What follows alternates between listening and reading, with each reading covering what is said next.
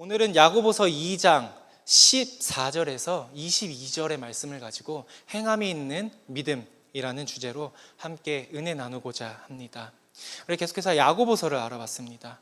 1장은요, 우리에게 믿음, 그리고 지혜, 시험에 대해서 이야기를 해주었죠. 그렇다면 오늘 본문은 우리에게 성도의 실천적인 신앙을 주제로 한 행함이라는 주제로 우리에게 이야기를 하고 있습니다. 어느 작은 마을에 한 청년이 있었습니다. 그 청년은 너무나도 성실하고 너무나도 바르고 그 마을의 발전을 위해서 정말 살신성이 나던 그런 청년이었습니다. 그리고 남들이 보지 않던 그 마을 사람들, 또 약한 자들, 어려운 자들을 위해서 끊임없이 일하고 도우며 봉사하는 그런 사람이었습니다. 심지어 이 청년은 잘생기기까지 해가지고 그 마을의 처녀들한테 인기가 참 많았다고 합니다. 그 청년의 마음을 사로잡기 위해서 선물을 준비하고 또 끊임없이 구애를 했다고 합니다. 그러던 어느 날 이 마을에 살인사건이 일어나게 됩니다. 한두 명이 아닌 연쇄살인 사건이었습니다. 이 마을에서는 그 연쇄살인범을 잡기 위해 부단한 노력을 했었습니다. 하지만 결국 잡지를 못했던 거예요.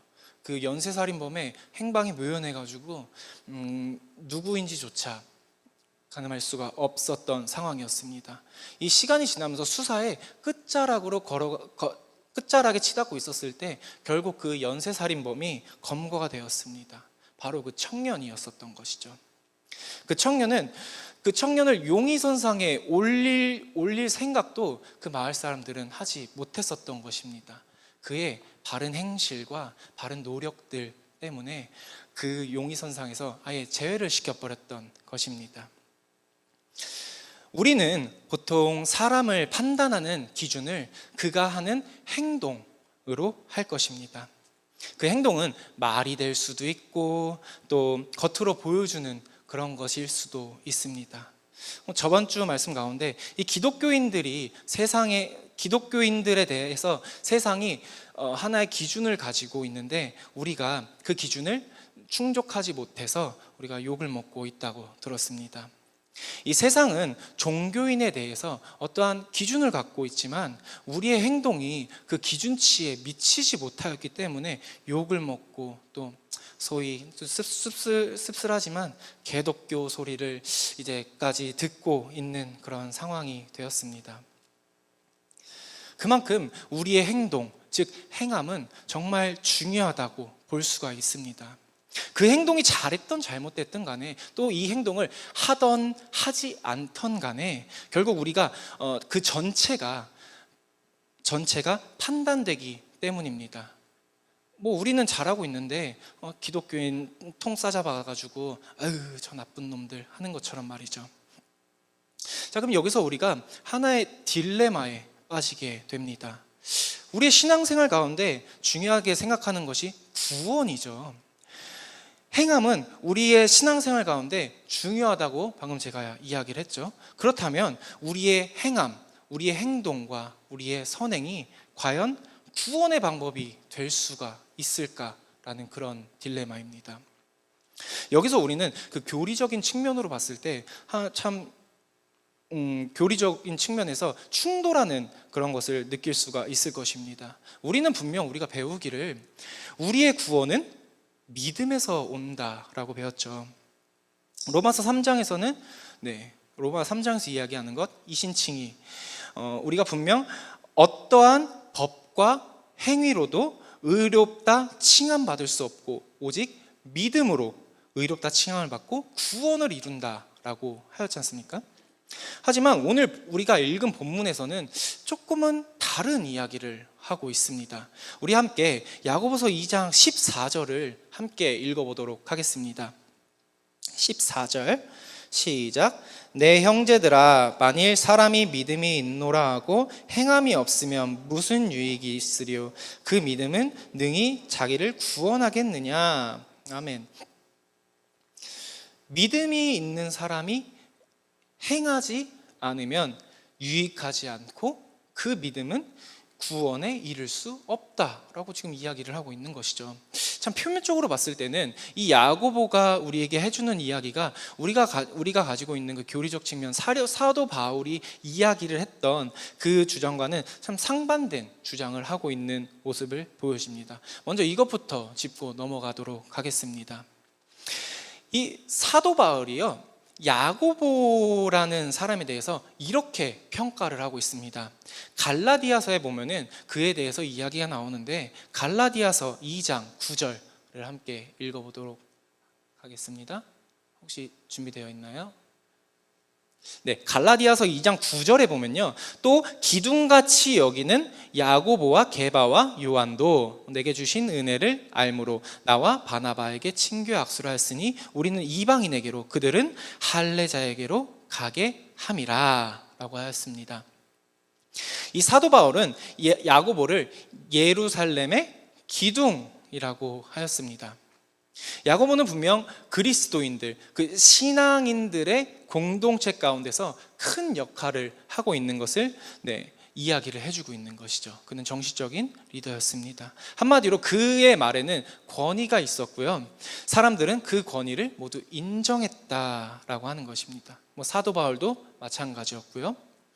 그리고 야고보서는 예수 그리스도가 부활 승천하신 후에 이제 예루살렘에 정착하는 그런 모습을 보이고 있습니다. 그리고 거기서 교회의 우두머리에 위치해 서서 베드로와 요한과 함께 그 예루살렘 교회를 이끌어간 그런 인물이라고 할 수가 있습니다.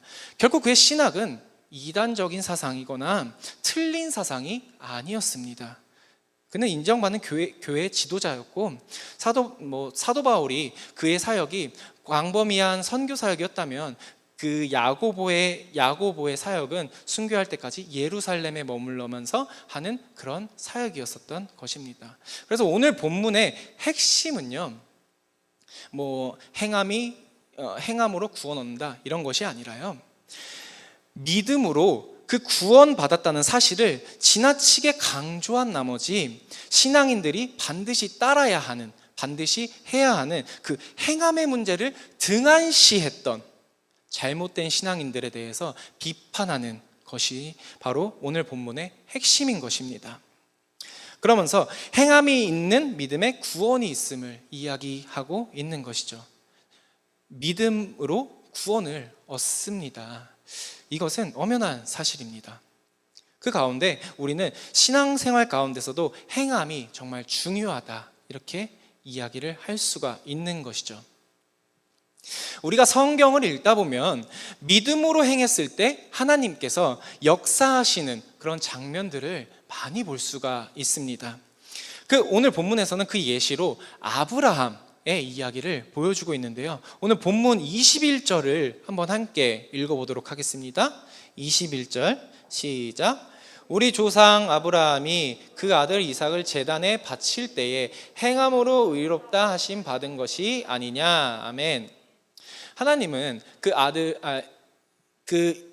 아브라함에게 그의 아들 이삭을 제물로 드리라고 했었죠.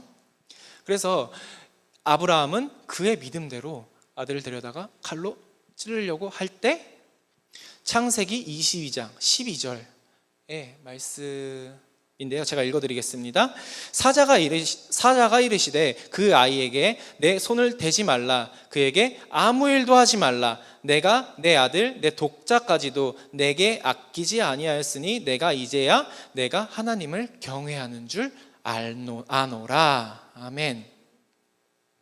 하나님은 아브라함의 그 자신의 믿음을 따라 행함을 보시고 이제야 그를 의롭다 하신 것입니다. 그의 행동을 통해서 의롭다 하심을 받은 것을 볼 수가 있습니다. 예수 그리스도 또한 마찬가지였습니다.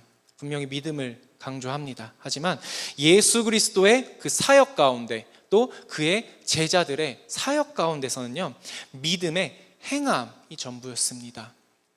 믿음으로 병든 자를 고치고, 믿음으로 안진뱅이를 일으키고, 믿음으로 죽은 자를 살려내고, 십자가에 죽은 지 사흘 만에 부활하신 일, 그 모든 것이 믿음을 행했다라는 것이죠. 이 예수 그리스도의 가르침 또한 마찬가지였습니다. 우리가 그 유명한 산상수훈의 이야기를 보더라도요, 우리의 행함에 대한 많은 부분을 이야기를 하고 있음을 볼 수가 있습니다. 뭐 분노와 살인, 뭐 이혼과 재혼, 원수를 사랑하라, 궁핍한 자를 구제하라, 뭐 염려하지 말라, 판단하지 말라, 구하라, 찾으라, 두드리라, 그러면 열릴 것이다. 다 믿음을 가진 우리의 행동에 대해서 이야기를 하는 것입니다. 함께 마태복음 7장 21절을 읽어보았으면 좋겠는데요, 제가 읽어드리도록 하겠습니다. 마태복음 7장 21절. 나더러 주여 주여 하는 자마다 다 천국에 들어갈 것이 아니요 다만 하늘에 계신 내 아버지의 뜻대로 행하는 자라야 들어가리라. 아멘.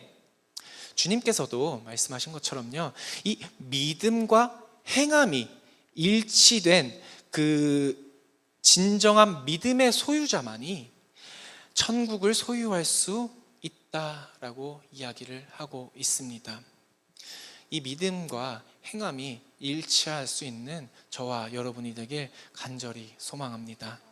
그렇다면은 야고보서는 우리에게 어떠한 행함을 이야기하고 있는 것일까요?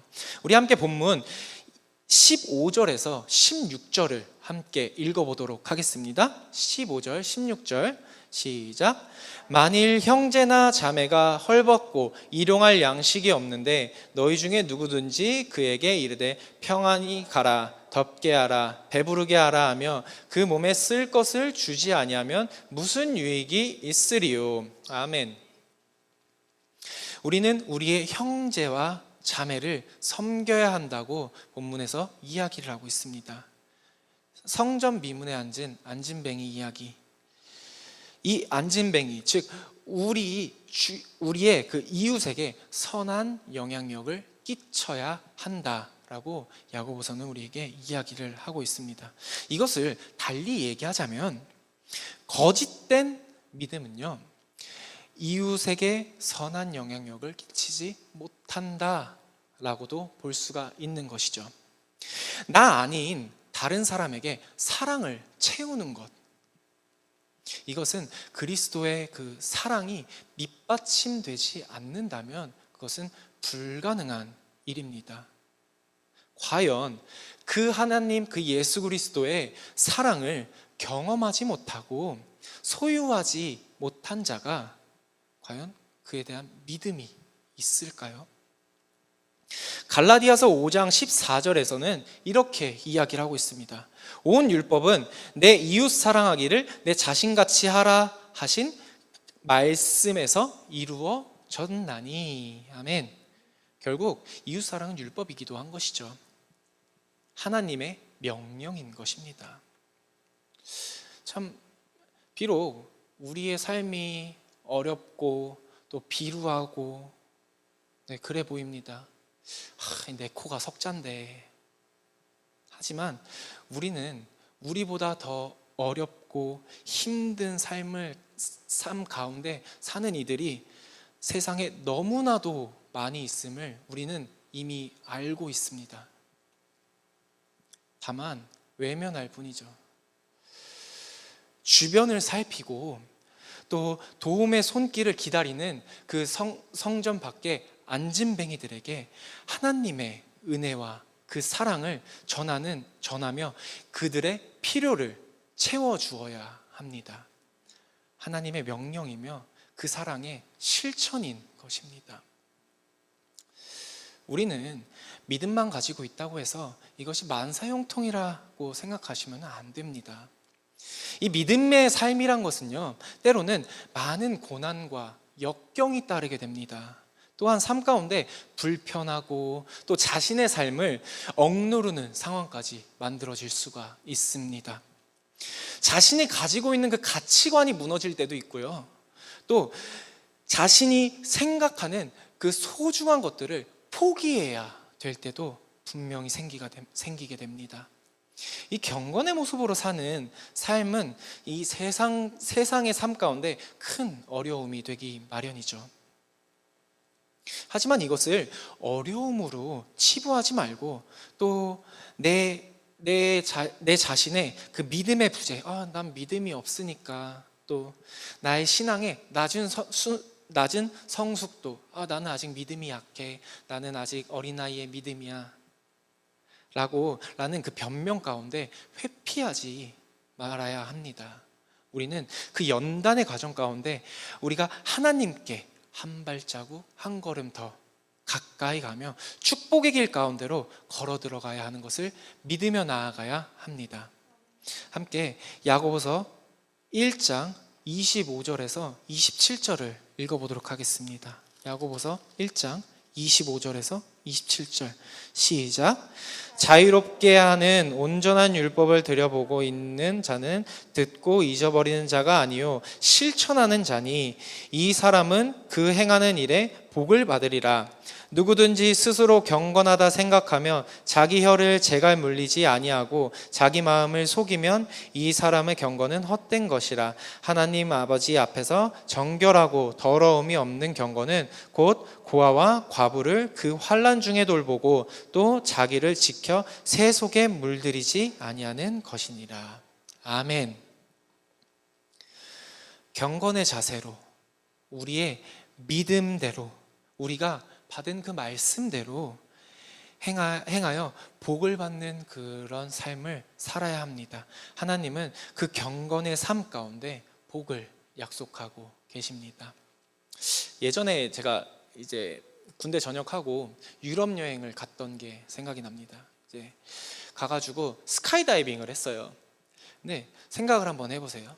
이 사람이 4,000m 상공에서 이 천조가리 하나 믿고 그냥 이게 팍 하고 뛰어내리는 게 참 말이 안 되는 짓이라고 생각을 하는데, 하지만 저는 그때 제 뒤에서 함께 매달려 있는 그 전문가 다이버, 그리고 제 등에 매달려 있는 그 낙하산을 믿었습니다.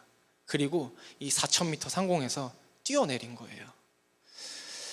그렇기 때문에, 그런 믿음을 가지고 제가 했기 때문에 아름다운 사진과 동영상을 남길 수도 있고, 이제 우리 성도님들한테도 이렇게 이야기를 할 수 있는 그 거리를 만들게 되었죠.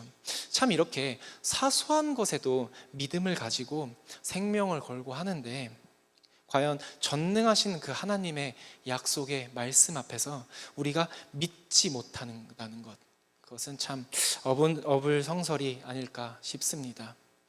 이제 말씀을 정리하고자 합니다. 야고보는 이 야고보서를 흩어져 있는 12지파에게 썼다라고 했죠. 즉 하나님을 믿는 자들에게 쓴 서신인 것입니다. 이는 이미 하나님을 알고 있었고 그 믿음이 있는 자들에게 쓴 편지라는 것이죠. 하지만 그들의 신앙생활은 약간 방향이 잘못됐었습니다. 이것이 마치 우리의 모습이 아닐까 생각을 합니다. 현대에 이르러 정말 자신이 나 성도요 하는 사람들이 정말 많이 늘어나고 있습니다. 또 어느 동네에 가든 간에 밤에 이렇게 보면은 죄다 이렇게 빨간불이에요. 그게 다 이제 우리 종탑의 십자가, 이런 것들이 정말 많이 보입니다. 또한 어디 역이라든지 그런 데 가면은 정말 많은 사람들이 예수 그리스도를 전하고 있는 모습을 볼 수가 있습니다. 그럼에도 교회는, 또 성도들은 세상의 인정을 받지 못하고 또 되려 손가락질을 받는 상황에 놓여 있습니다. 세상에게 선한 영향력을 끼치지 못하고 자칭 성도라는 사람들이 범죄와 몰상식함, 또 섬김의 부재가 팽배한 그 모습이 당시 야고보가 바라보고 있던 그 당시의 백성들의 모습이 아닐까 생각을 합니다. 우리는 다시 한번 우리의 위치를 자각해야 합니다. 예수 그리스도는 이 땅에 낮은 자를 섬기기 위하여 오셨다고 하셨습니다. 우리의 위치는요, 그들의 위에서 군림하는 위치가 아니라, 유랑하는 자의 그런 위치가 아니라요, 낮은 자들을 섬기는 그런 위치가 바로 우리의 위치인 것입니다. 섬김을 행하는 모습이 회복되어야 할 줄 믿습니다. 우리는 하나님의 은혜와 사랑을 받은 자들이죠. 그리고 그 사랑으로 의롭다 칭함을 받은 사람들이고요. 우리가 받은 은혜와 받은 사랑을 표현하는 것이 바로 선행을 하며 약한 자를 구하고 죄를 멀리하고 미워하며 예수 그리스도를 닮기에 힘쓰는 그런 삶일 것입니다.